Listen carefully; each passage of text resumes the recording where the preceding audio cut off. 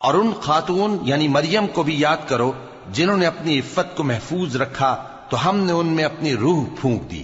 اور ان کو اور ان کے بیٹے کو اہل عالم کے لیے نشانی بنا دیا۔ لوگو، یہ تمہاری جماعت ایک ہی جماعت ہے، اور میں تمہارا پروردگار ہوں، تو میری ہی عبادت کیا کرو۔ اور لوگ اپنے معاملے میں باہم متفرق ہو گئے، مگر آخر سب ہماری طرف رجوع کرنے والے ہیں۔ اب جو نیک کام کرے گا اور مومن بھی ہوگا تو اس کی کوشش رائے گا نہیں جائے گی،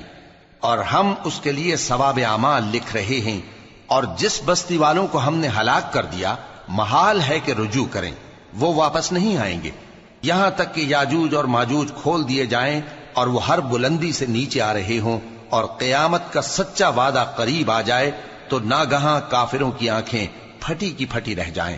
اور کہنے لگیں کہ ہائے شامت، ہم اس حال سے غفلت میں رہے،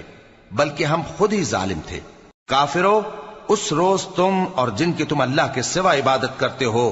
دوزخ کا ایندھن ہوں گے، اور تم سب اس میں داخل ہو کر رہو گے۔